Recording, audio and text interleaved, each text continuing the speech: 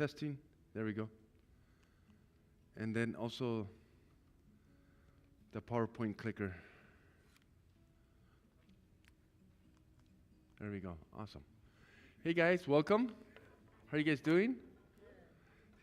It's nice and cool in here compared to outside, huh? All right. My name is Nelson Dalla. This presentation was created by physician Gabriel Lopez. I added a couple of slides as well. We'll be talking about the benefits of a plant-based diet. I hope you had a little survey. We want to do a pre and post survey. So go ahead, fill it out. And if you need pencils or pens, we have people here that could give you a pen or pencil.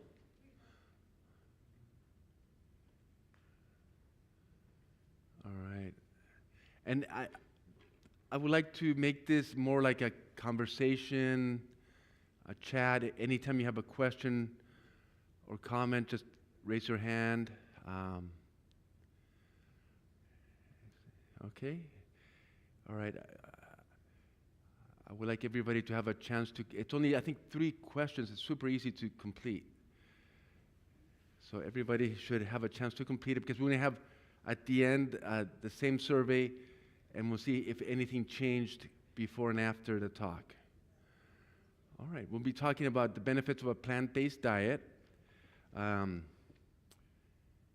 Just to, be open and transparent, I'm not a full vegetarian. I eat meat still, but after learning about this and reading scientific studies, and even there's some videos here on Netflix, the more I learn about it, the more whenever I see food that's either vegetarian or meat, I tend to pick more of the vegetarian. But if, let's say there's the only meat available, I still eat meat. So don't feel bad. It's not meant to be like fully vegetarian or fully you have to do this or not. This is a suggestion. I want you guys to think about it, ask questions. There's I'm going to give 2 Netflix documentaries that are going to be on the slides that on your free time, look into it. At least I saw one of them and it was pretty entertaining. So we'll get started. So there's different types of diet. Vegetarian means eating mostly vegetable-based diet. You could eat still animal foods like cheese, milk, or eggs. And a vegan, as someone who's a vegan, does not eat foods of animal origin. So they wouldn't eat any milk or eggs or cheese. Okay? Other types that you may have heard, other types of vegetarianism are lacto-ovo-vegetarian. They excludes meat, poultry, and fish, but includes eggs and dairy products, and also pescatarian. Almost sounds like a religion, correct? They eat seafood as their only source of meat. All right.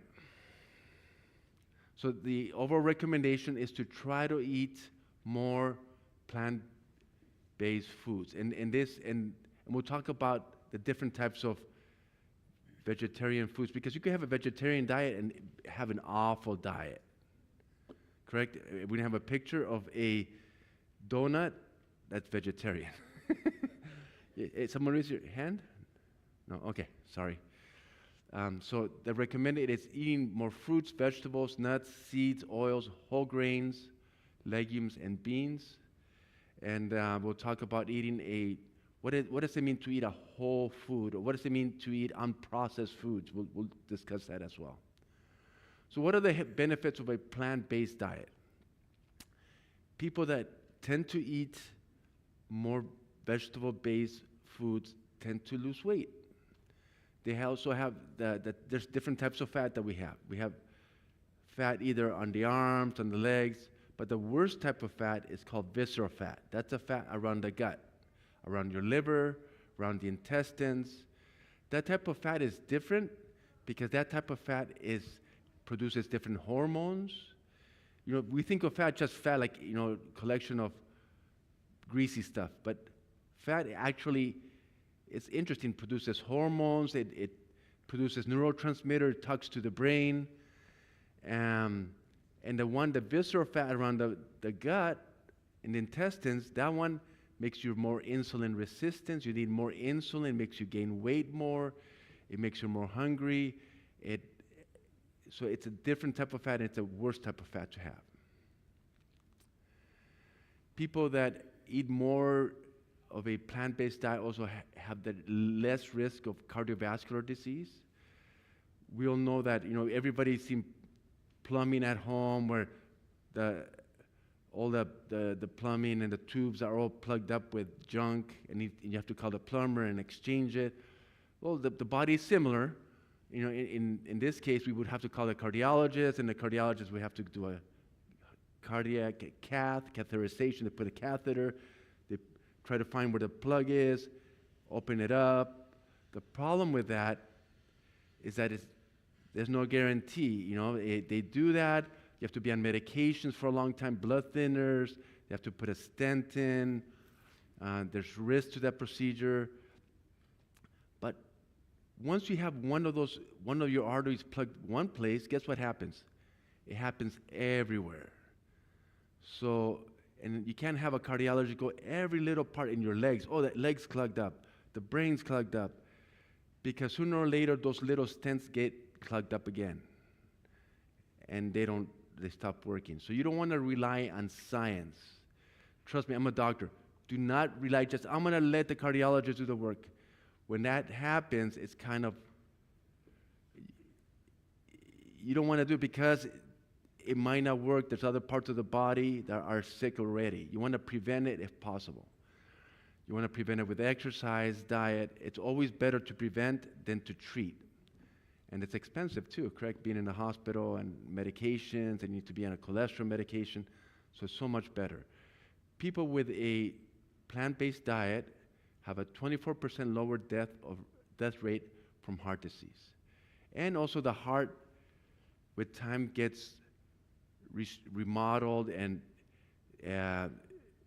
there's healthy remodeling and there's diseased remodeling. And people with lower blood pressure, normal sugars, lower cholesterol, the heart gets remodeled where it's healthy. It beats slower. It doesn't have hypertrophy, meaning that the heart doesn't get big.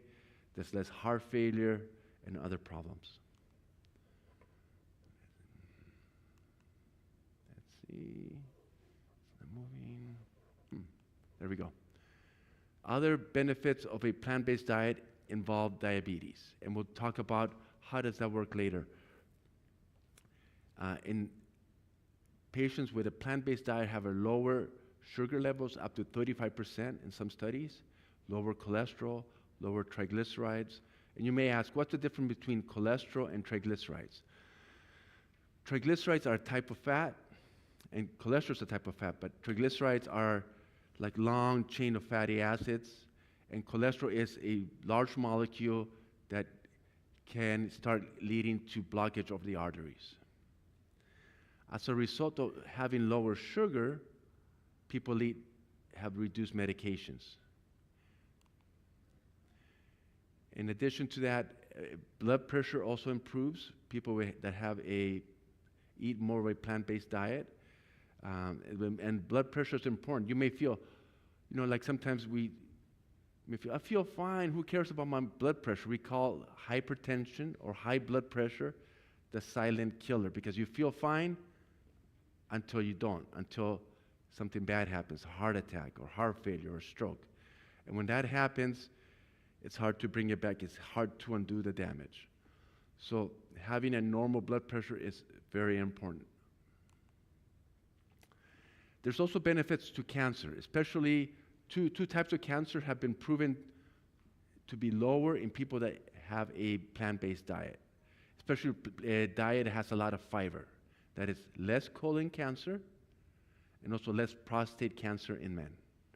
Other types of cancer, they're not sure, and they haven't really proven it. There's a very interesting study done at Stanford University, and I think it was completed in 2022. It's called the twin experiment. And they compared the DNA of twins, a bunch of twins. These are identical twins, and they divided them into healthy plant-based diet and regular American diet. And guess what happened? Already at 8 weeks, they compared the DNA and other factors. There was already a big difference. And the twins that ate a plant-based diet demonstrated a younger DNA and were younger biologically. That's impressive. It only took 2 months. And this is a study you could see on Netflix, so I'm going to put it on my list. You Are What You Eat, a twin experiment on Netflix. Is it a series or is it 4 series? 4? Okay, good. Perfect.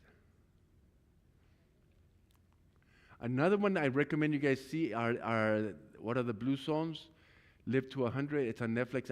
People told me I learned about it here, and it's pretty interesting. It's not a boring. They compare different areas in the world where people live to like 90s, 80s, up to 100, and what do these different areas have in common? And one of them is eating more of a plant-based diet. In addition to walking a lot, like in Sardinia or Italy and other places, you need to continue walking, you need to stay active. And that's a little hard here in LA because, everything's driving.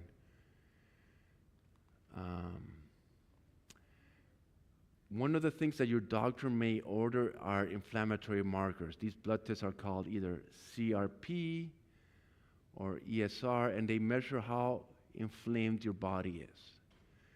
And they're a marker how much your body is fighting something.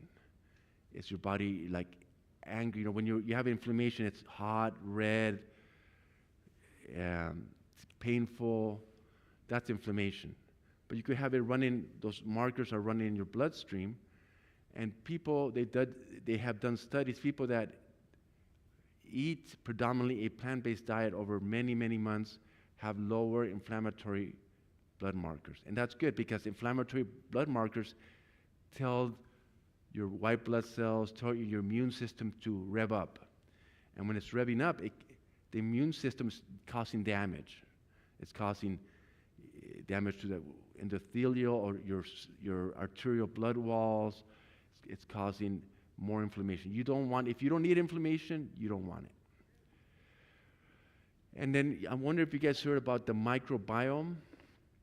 The microbiome is it's a new area of study where scientists are studying how our gut bacteria are important for us. Our gut bacteria are important because they produce vitamin K, they make a lot of things there, and there's a relationship between our bodies and our gut bacteria. Hard to believe, but it happens, and they've noticed that certain bacteria are really good for us, and certain bacteria are bad, and certain bacteria could lead to more cancer, more inflammation, more even depression. So it's a big area of study. If you want to go and Google microbiome, you'll find hundreds of studies.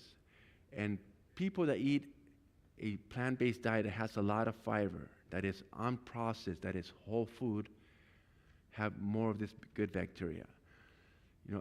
Some scientists were saying, maybe we could change the gut bacteria to good bacteria by giving antibiotics. But antibiotics have side effects. Sooner or later, the bacteria become resistant. You may have an allergy to the antibiotic. There's no proof that the antibiotic will kill also good bacteria.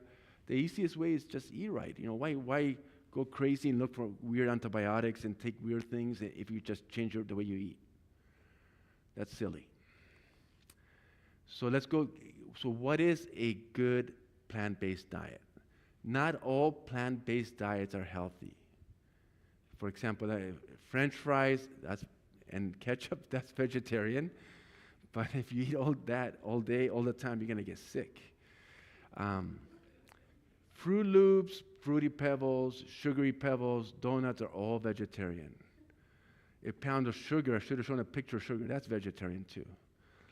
But that's not healthy. So just knowing that something's plant-based diet, is not enough. You have to, what is actually what is involved? So what makes a healthy plant-based diet? Whole foods, unprocessed foods. So there's some pictures. Today we had a potluck, and there was really good soups, garbanzo soup, different types of soups. And this is a writer, a famous writer, Michael Pollan, that wrote this. And I tell this to my patients. If you're eating a food and you're looking at it, and you can see, oh, it came from a plant. I see little seeds, I see beans, I see this, I see that. I could tell it came from a plant, eat it. If it was made in a plant, a factory plant, don't. Okay? So going back, let me see, going back. It's not letting me go back. Well, you saw those cereals, those kids' cereals. If you look at the ingredients, they have all these weird chemical names on them. Ethyl, phosphatidyl, phenol, venomen. I made that up. But if you ever read those ingredients, all these synthetic, artificial ingredients, do I really want that? No. And you could say, well, that's plant-based. Well, it's not plant-based. It's probably synthetic-based, but maybe some of them came from a plant originally. All right. So examples of whole foods and unprocessed foods.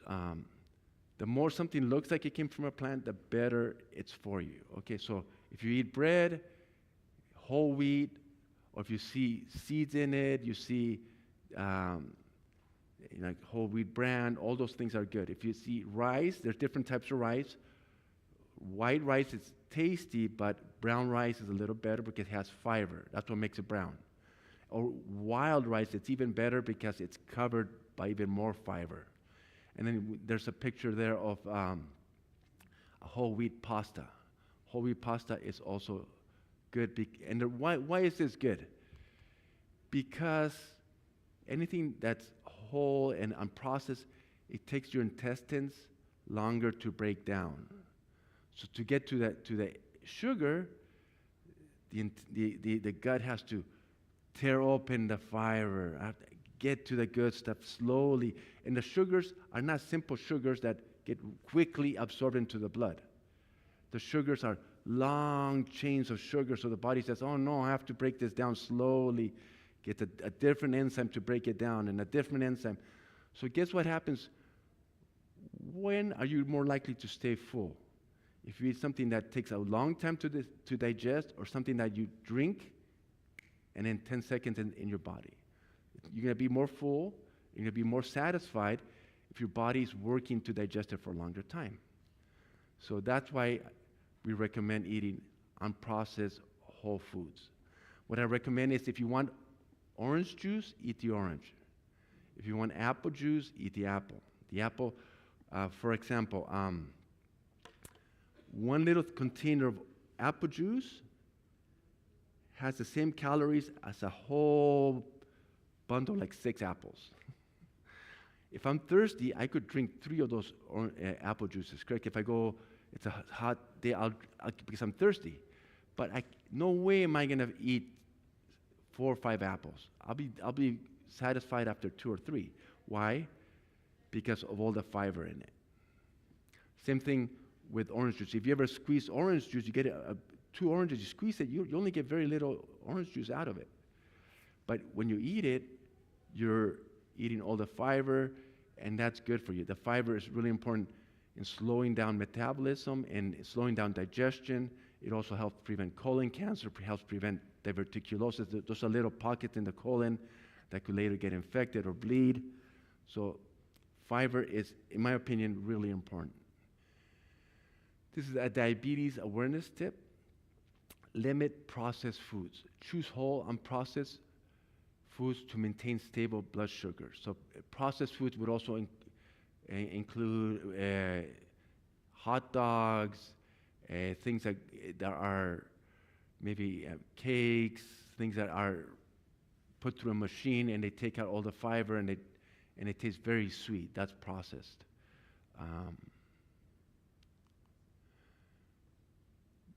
This is a slide on what sugar does to your insulin. We talked about your body digesting the food slowly. If that happens, the sugar gets into your system slowly, correct? When that happens, your body releases insulin. Insulin brings the sugar from the blood into the cells. When the sugar gets into your blood really quickly, like a rush, you get a spike in insulin, and that will bring all the sugar in quickly, but an hour later, you're going to feel really hungry. You're going to feel jittery, almost like you're low sugar because of that insulin spike. And insulin has negative consequences. Makes us grow. It's a growth factor. It makes cancers grow. So avoiding those things that release sugar quickly into your body is probably a good idea. For example, in the short term, eating too much sugar too quickly can cause fatigue, hunger, and cravings and jitteriness about an hour or two later. Plant-based foods can be tasty and easy to cook. During lunch, we were talking about how to cook. I'm not a good cook, so I didn't bring any recipes. But at our food pantry, we were fortunate that a group of people were doing sample cooking, and I tasted a plate a couple of weeks ago. It tasted pretty good. They made it. It was a quick summer dish involving nuts and a little bit of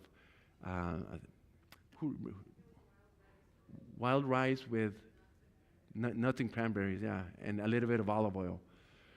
But if you like, they will have more cooking demonstrations and recipes as well. I know my weakness is cookies. If you leave me with a glass of milk and cookies, you gotta be careful. They might be gone.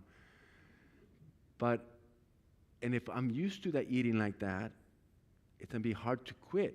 It's hard to quit. It's like it could be habit forming. But the good news is that our taste buds can be retrained. With time, if someone has been drinking, I avoid sodas now, and whenever there's a party and I take a sip, I feel that it's super sweet. But before, when I used to drink a lot of soda, it was like normal. But now I try to cut down on it. So the good news is that our taste buds could be retrained, and we could learn to appreciate things that are more wholesome. All right, any questions? Yes.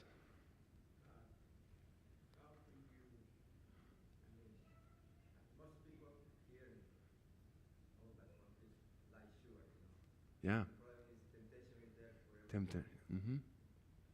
How do you, what's your formula? I suppose people that eat fruit eat ice cream or whatever, it's on the come from processed food. Yeah. How can the regular fruit can beat that? How do you break that bad habit, correct?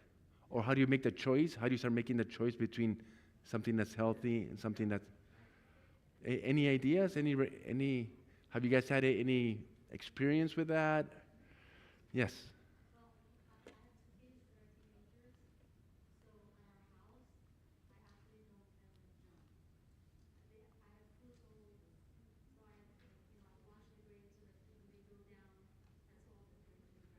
Hmm. Instead of grabbing other things, they end up grabbing. So when their friends come over, I'm like, don't you guys have any chips? It's too hard, right? Because that's not as consistent. But that's how I at least change that with them. Hmm. Just I cut it for them, like if it's an apple or something, we cut it for them so it's easy. So when they see the fruit, they just... So. Yeah. It's probably easier to protect ourselves in our homes, but when we're outside, how can we counter it at the stores and Good. try to encourage, healthier options at stores rather than, because that's where the temptation really comes, is when we leave the safety of our home.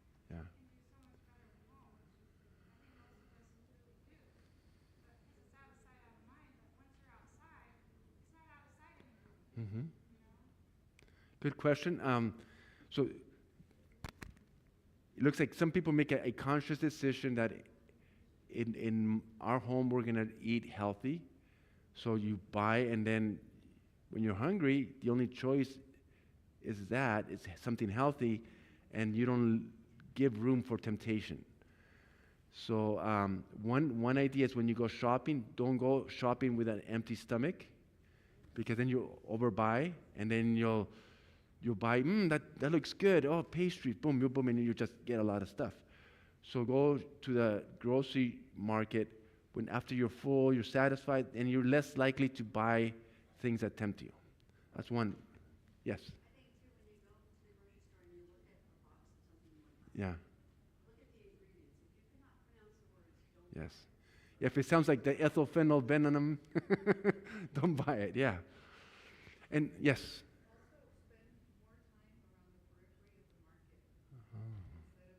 Say if you don't mind saying it loud. Spend more time around in the periphery of the market. If you notice when you go to a market, your fruits are always going to be like on the side, close to the entrance, and then you're going to have your area or whatever. You're going to have the natural stuff on the outside. In the center aisles, it's all the canned stuff, all the Processed. stuff, all the processed stuff. Okay. Spend more time on the outside. Some. Yes. Yes, I was going to say, if you want to completely avoid the temptation of seeing the products at the market, you can order online. I Mm. actually got rid of my Costco card because when I was going in there, I was just spending so much money in general. Yeah. So that's an option, or if there's a more disciplined person in the household, you give them a list. My husband's very good. He hates going to market, and he sticks to the list. That's a good one, huh? He might not like it, but good. Yes. So what would you say is a healthy balance between fruits, vegetables, fish, and chicken and meats? Good. They say that there's a food pyramid, and most of it should be veggies.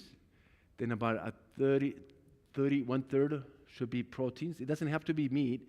Did you guys know that we have this mentality that our proteins have to be from meat? You could, as long as you know how to mix vegetables and legumes, you could get a well-balanced protein, all the proteins you need. For example, rice and beans have all the amino acids that your body needs. You just shouldn't eat the same one. You have to mix it up, knowing what amino acids are in each thing. You have to know how to mix it. But some of it should be good. There are good fats to eat, like avocado. Different seeds have good omega-3 oils. But most of it, around close to 40% should be just carbohydrates, complex carbohydrates. All right. The reason I asked the question is that you see in the Bible when Jesus ate with the disciples, there wasn't really a balance that you could see there. Yeah. He ate the fish and the vegetable stuff, but it didn't really say. Yeah, now we know. I mean, there's a whole science of nutrition medicine, and people going to become dietitians, and you could get really into it. And what percentage each of those foods have, and how much you should eat. About a good chunk should be complex carbohydrates. You need sugar for energy. Another one should be proteins, about 1/3.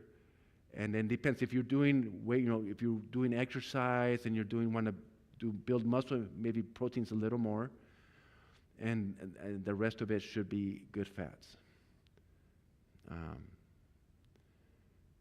Good. Anyone? Yes. I don't know if you watched the documentary about the game changers. Yeah, actually Arnold Schwarzenegger was there, and he said, I was mistaken because at the beginning I thought probably meat, Yeah.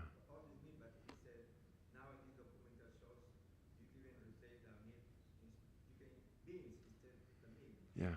Yeah. And it's not there. Correct. I don't know what's your opinion to replace beans instead of meat or chicken. Good. That's a good question. And it's a documentary, or is it a show? Game Changers. Okay, I'll look into it also. Correct. You could have a lot of protein eating vegetables. You could have like not just beans, legumes. Other legumes would be lentils, garbanzo. Um, you know, there's different parts of the world have different foods.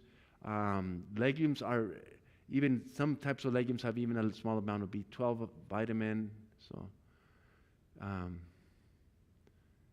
yeah, that's a great point. Thank you.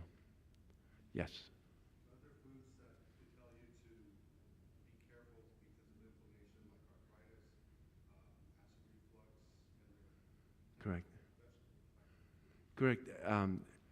Acid reflux, things that cause anything that's spicy could make you have acid reflux. There's a valve between the esophagus and the stomach, and it opens up. So even mint could do that. Chocolate, coffee. Coffee's a big one. The gas in the carbonated sodas that could also cause reflux. Inflammatory. If you're eating a good vegetarian diet, it won't cause too much inflammation. For example, gout. We know that gout, if you eat too much meat or alcohol or things that sometimes certain types of nuts or beer, you'll get more gout. So you have to be careful.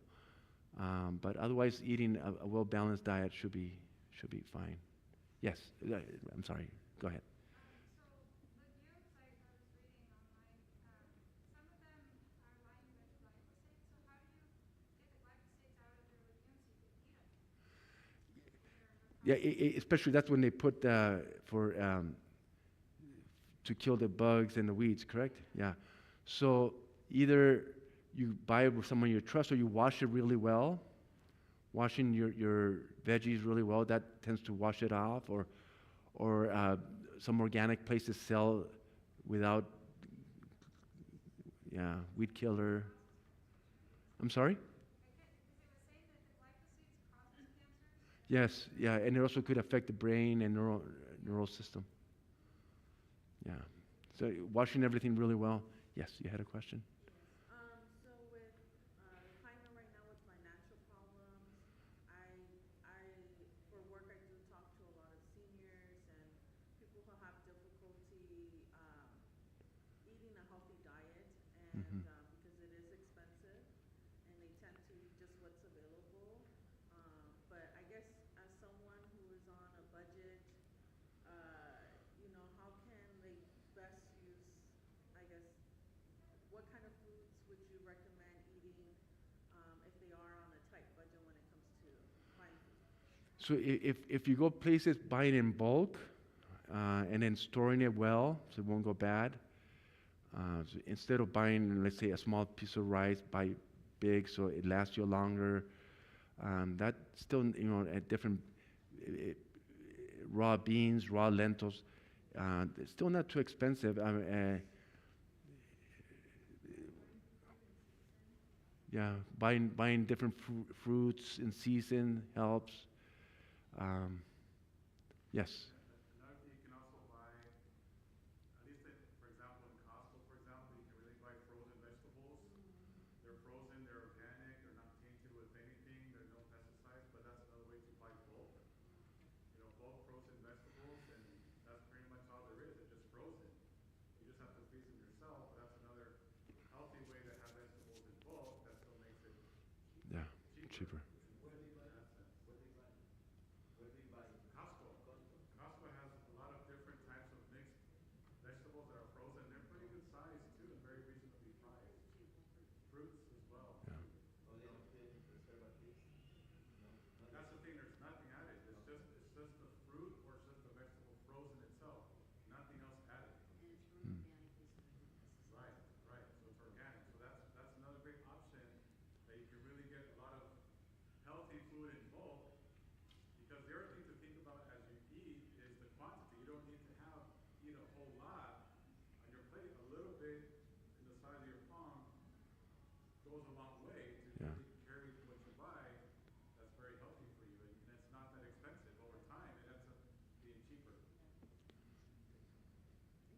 Thank you. Yes.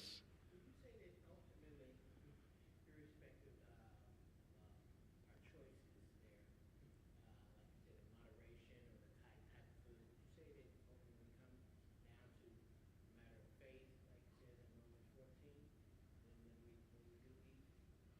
In what way? Pardon? In what way, faith? Because at the end of it, end of Romans 14, it says God is really exhorting us that whatever we do eat, we eat it in faith, because whatever is not of faith is a sin. And so, yes, we have a certain responsibility not just to be gluttons or just eat anything, but rather Okay. that our moderation be seen in all. Ultimately, God is calling us to Hmm. eat whatever we eat, but eat it in faith. That's interesting. The way I apply spirituality to eating is, especially if I like something that's unhealthy to me, then that's when I ask, God, help me get rid of it.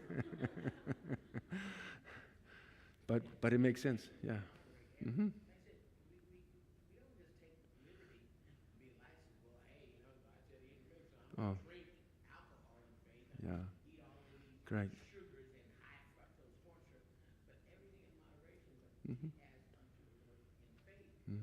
Ultimately, when the disciples were called on, check by the Pharisees, they eat with unwashed hands.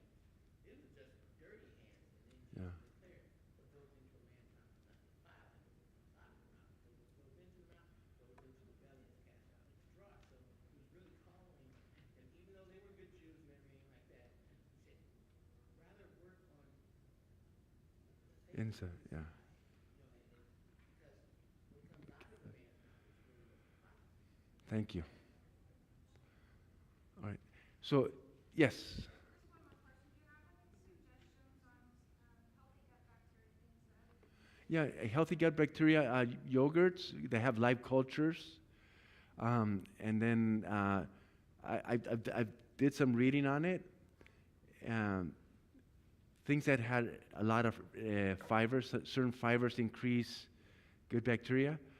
If anyone's interested in this, I recommend a website called openevidence.com, and it was made by the Mayo Clinic, a bunch of different physicians. It's an AI, artificial intelligence, and what it does, it reviews all the, you could ask any question, say, what is a good diet, or what kind of vegetables to increase good, to improve the microbiome, and it will review all the literature, and it will give it to you in plain English with references at the bottom. It's open to anyone. You don't need it's free. You don't need to be a professional or anything. So I like it. All right. So make sure to complete the post-survey questionnaire. Thank you for being here. And then we're gonna in 15 minutes we have the food pantry. Thank you.